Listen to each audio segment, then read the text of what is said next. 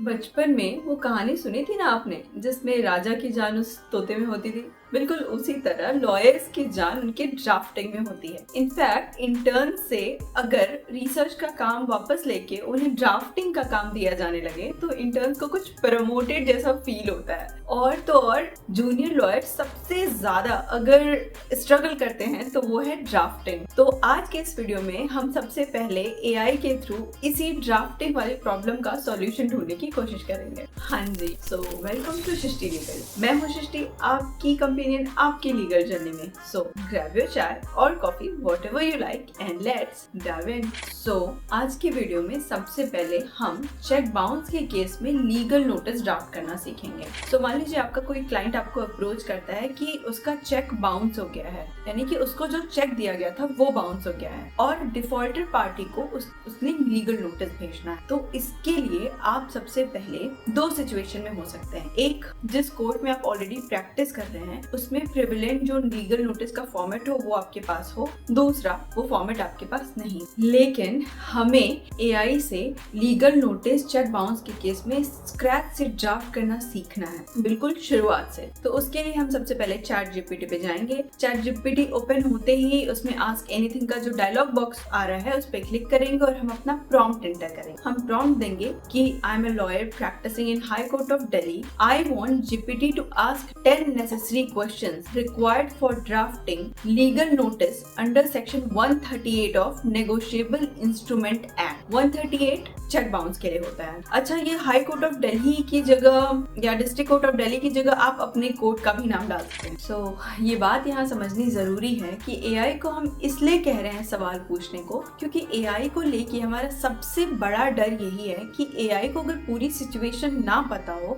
तो वो कुछ भी मनगढ़ंत कहानियां बना लेता है और उसी बेसिस पे रिजल्ट जनरेट करके दे देता है और फिर हम कहते हैं कि एआई एक्यूरेट नहीं है। दरअसल एआई के पास पूरी इंफॉर्मेशन ही नहीं है, उसने एज्यूम किया है। तो हम सबसे पहले ये करेंगे कि हम सारे लूप होल क्लोज कर देंगे और एआई को ये मौका ही नहीं देंगे कि वो कुछ भी एज्यूम करे। इसीलिए अपने पहले प्रॉम्प्ट में हम ये पहले ही एआई को कह दे रहे हैं कि भाई आपको इस पूरी सिचुएशन से रिलेटेड जो जो चीजें जाननी है उसको क्वेश्चन फॉर्म में पूछो, मैं बताऊंगी या मैं बताऊंगा कि ये सिचुएशन क्या है और उस बेसिस पे आप रिजल्ट जनरेट करना। सो लीगल नोटिस अगर ड्राफ्ट हो रहा है थ्रू एआई तो वो एक स्टेप में नहीं 2 स्टेप में हो रहा है। हम एक प्रॉम्प्ट नहीं 2 प्रॉम्प्ट दे रहे हैं। हम पहले प्रॉम्प्ट में एआई को बोल रहे हैं कि भाई एआई आप वो 10 क्वेश्चन या 15 क्वेश्चन जैसे आपका मन हो वो 10 क्वेश्चन पूछिए जिसके बेसिस पे आपको लीगल नोटिस ड्राफ्ट करना है under 138 of negotiable instrument act. फिर एआई वो सारे क्वेश्चन पूछेगा, हम उन सारे क्वेश्चन के आंसर्स देंगे, फिर उस आंसर के बेसिस पे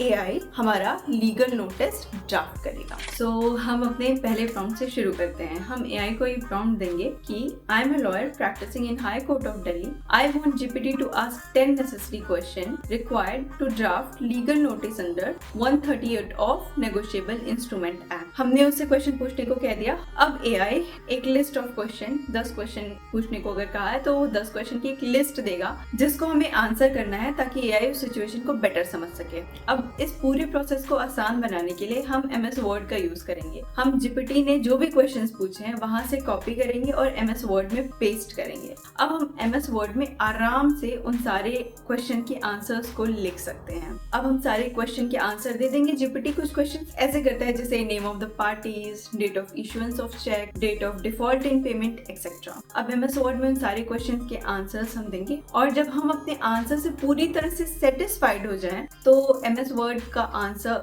कॉपी करेंगे और जीपीटी के डायलॉग बॉक्स में पेस्ट करेंगे। यानी कि हम सेकेंड जो जीपीटी ने क्वेश्चन किया है अब हम उसका आंसर पेस्ट कर रहे हैं। हम वर्ड को इसलिए इन्वॉल्व किए हैं क्योंकि वर्ड में बड़ा सा पेज होता है और हम आराम से अपने आंसर्स लिख सकते हैं। वहीं जीपीटी में एक छोटा सा डायलॉग बॉक्स होगा, उसमें छोटा छोटा अपने आंसर्स लिखने में दिक्कत होगी, सिर्फ इसलिए वर्ड को इन्वॉल्व किया गया है। सो जीपीटी ने क्वेश्चन पूछा, हमने आंसर लिखा, अब वो हम जीपीटी को आंसर बता रहे हैं और एंटर प्रेस करें। अब जीपीटी उस आंसर के बेसिस पे, उस दी गई इंफॉर्मेशन के बेसिस पे हमारा लीगल नोटिस ड्राफ्ट के रेडी कर देगा। और क्योंकि पूरी सिचुएशन में हमने कोई लूप होल ही नहीं छोड़ा है, जीपीटी अपने आप को इंफॉर्मेशन एज्यूम नहीं कर पाएगा और हमारे ड्राफ्ट के एक्यूरेट होने के चांसेस बढ़ जाएंगे। लीगल नोटिस तो ड्राफ्ट हो गया, लेकिन इस पूरी सिचुएशन में एक छोटी सी प्रॉब्लम और है, और वो ये कि इंडिया में जितने सारे कोर्ट्स हैं, बहुत सारे कोर्ट्स के अलग अलग फॉर्मेट हैं लीगल नोटिस के ड्राफ्ट करने के। सारे कोर्ट्स में एक ही फॉर्मेट यूज नहीं होता, इसलिए जीपीटी ने हमारे रिजल्ट तो एक्यूरेट जनरेट कर दिया, लेकिन हम जहाँ लीगल नोटिस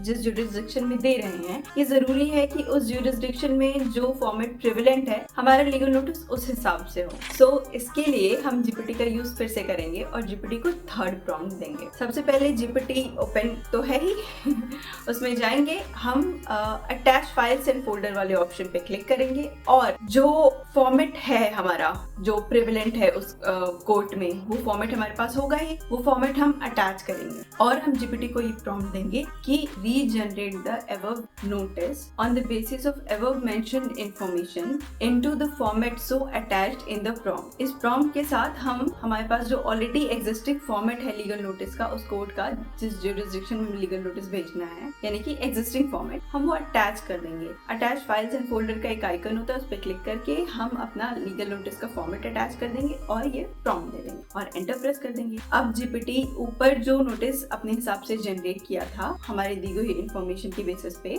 वो इस फॉर्मेट जो हम इसमें अटैच कर रहे हैं, उस फॉर्मेट में सेम नोटिस रीड्राफ्ट करके दे देगा और हमारा काम आसान। अच्छा, अब बहुत से लोगों के दिमाग में ये सवाल जरूर आएगा कि अगर ड्राफ्ट नोटिस का फॉर्मेट हमारे पास ऑलरेडी था तो हम नोटिस जीपीटी के थ्रू क्यों जनरेट कर रहे हैं? तो उसका आंसर ये है कि अगर फॉर्मेट आपके पास ऑलरेडी भी था तो उसमें अमेंडमेंट करने में कम से कम आपको 3-3.5 घंटे लग जाएंगे अमेंड करके वो नोटिस फाइनली तैयार करने में। जीपीटी वही काम आपको 15 से 20 मिनट में करके दे रहा है, इसलिए आपका टाइम भी बच रहा है और एक्यूरेसी के चांसेस भी हैं। आपको सिंपली एक बार रिव्यू करना होगा। इनफैक्ट अगर ड्राफ्ट नोटिस का फॉर्मेट हमारे पास नहीं भी है तो भी शुरू में जो प्रॉम्प्ट 2 बताए गए हैं उस बेसिस पे हम एक्यूरेट लीगल नोटिस जनरेट कर सकते हैं जीपीटी के थ्रू। और at the end of the video मैं सिर्फ ये कहना चाहती हूँ कि एआई को अपना इंटर्न समझिए, अपना असिस्टेंट समझिए, अपना टीचर नहीं। एआई जो भी रिजल्ट जनरेट कर रहा है उसको क्रॉस वेरीफाई कीजिए, उसे रिव्यू कीजिए, फिर ही उस पर कोई फाइनल एक्शन लीजिए। इस तरह हम मिलेंगे नेक्स्ट वीडियो में कुछ नए अच्छे टिप्स एंड ट्रिक्स और नए प्रॉम्प्ट्स के साथ। तब तक के लिए अपना ख्याल रखिए and keep learning.